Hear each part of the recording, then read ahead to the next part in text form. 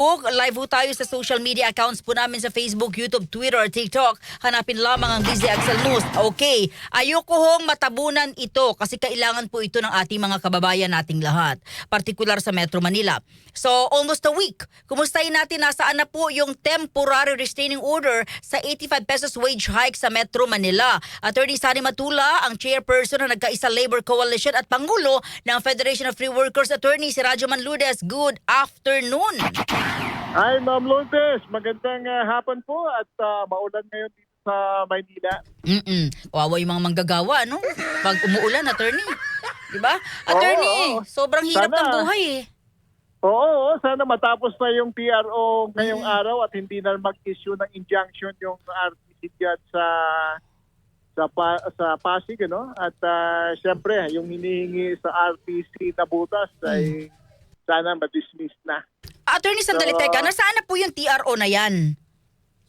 Supposed to be ang TRO ay matatapos ngayong araw kasi ayon naman sa Rules of Court sa Section 5 ng Rule 58 ay 20 days lang naman yon ang buhay ng temporary restraining order. Kaya ating pinagdadasal na hindi na magbibigay ng temporary injunction o permanent injunction to judge kasi submitted po decision naman po yung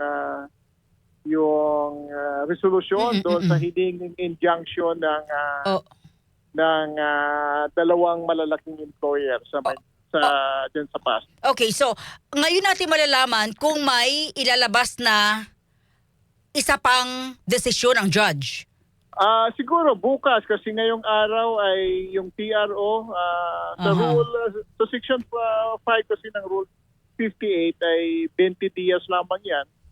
At pagkatapos niyan syempre expire na. Kung expire na ay ibig sabihin ay maari nang i-implementa yung 60 pesos wage hike supposed to be magsimula nung July 25. So, sana kasi hiningi naman ng OSG, yung Office of the Solicitor General, na yung injunction huwag ibigay. Yun din ang aming prayer doon sa aming motion for leave to intervene. Pero hindi pa kami pinagbigyan ng korte na makapag-participate sa proceedings, kaya sinusuportahan natin yung motion ng ating Office of the Solicitor General representing the Regional Wage Regional Wage and Productivity Board at ng National Wages and Productivity Commission. Okay, attorney, for example, bukas, okay, tapos na. Anong inaasahan namin?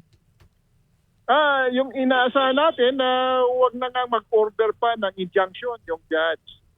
So, kung walang injunction na, dapat matatanggap na ng mga manggagawa yung 60 pesos, sabi ko nga. Okay, sandali. Yung injunction ba hindi pwedeng harangin na yon? Hindi pwedeng harangin? Pwede naman, ano? Pwede naman. Sakop kasi yun sa prayer ng ating petitioner. Kasi doon sa petition for declaratory relief, ang prayer doon ay status quo, tapos temporary restraining order at permanent injunction. So, ang judge naman, dito sa kasong ito, ang aming argument dyan ay siyempre, walang jurisdiction yung korte at limitado nga yung pag-TRO eh. Siguro hindi napansin ng judge na yung sa TRO ay 20 days nga. Pero exception doon yung mga agrarian at labor at social legislation eh. Lalong-lalo na yung labor code ay mayroong prohibition against injunction sa Article 126 ng labor code. Kaya sa aming tantiya ay hindi na pagbigyan ng RTC yung petitioners. At sana yung aming prayer na yun ay matutuloy at siyempre wala ng TRO bukas Kaya dapat ma-release na sa mga manggagawa yung sahod nila. Pero Bukas. sandali, attorney, dalawa kasi yan. Pasig at dito po sa Navotas, no? Oo, wala masyadong problema yung nabutas kasi clarificatory hearing pa naman ang ginawa niya at syempre pinasubmit pa ng position paper yung petitioner at respondent, yung Department of Labor, in WPC at RTWPB.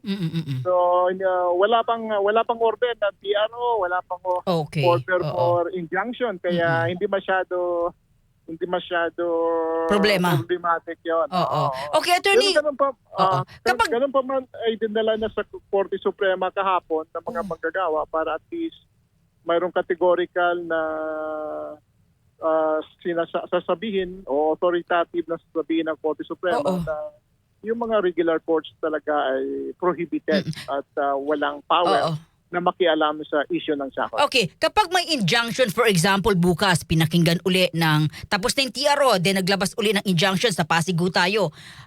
Ilang buwan na naman ho yung aantayin ng manggagawa, attorney? Yun. Diba? Yun ang discretion ng Judge. RTC judge. So, kaya sana hindi gagawin ng judge yun. Lalong-lalo na siyempre nasa mata na ng Korte Suprema yung mga ginagawa ng mga regional trial courts natin. Okay. Kaya hiningi natin yung categorical na desisyon ng korte na wala na dapat pakialam ang regular courts kasi may mga proseso naman, may mga bodies naman na magre-review dapat, Opo. administrative yung pag nagreklamo ka sa RTWPB, ayaw mo, hindi mo kaya or abusive, pwede ka lang mag-apila sa National Wages and Productivity Commission.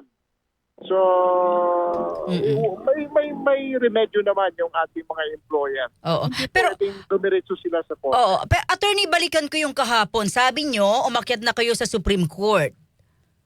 Nangangatok na yung ating mga Okay. representante sa Korte Suprema at naisumiti nga yung petition for yung petition for certiorari and prohibition. Kahapon to, kahapon. Kahapon, oo. Oo. Ano ibig sabihin nun, attorney? Yung dalawang ito, sakop na to ng petition for certiorari sa Korte Suprema. Tama po. So dumiretso na tayo sa Korte Suprema kasi tingin natin ay dapat magiyahan ng Korte Suprema yung ating mga korte at ang mga abogado na huwag silang pag-intervene Okay. sa usapin ng pasahod kasi kinakailangan yan ng mga manggagawa at may prohibition sa batas. Okay, attorney. So, ilang araw susolusyonan ito ng Korte Suprema? Hindi natin nadidiktahan ng Korte Suprema. Pero yun po, yung pag-file ng petition ay at least maninotice na ng ating mga judges sa baba na mayroong question na dapat ma-resolve sa Korte Suprema at hindi sila basta-bastang gumawa ng mga desisyon na hindi pinag-aralan o binigyan ng seryosong pagtingin. Attorney, maraming salamat sa tulong ninyo sa mga manggagawa. Maraming salamat na lagi ho kayo nandiyan. Thank you, mabuhay po kayo. Good afternoon. At attorney, ano man ang mangyari bukas sa Pasig Regional Trial Court, pa-inform naman po kami, ha? Sige po. At sana nga ma-release na yung nakakulong na sahod. Salamat, attorney. Mabuhay ka. Good afternoon. Thank you ma'am. Maraming salamat. Mabuhay po kayo. God bless. DCXL.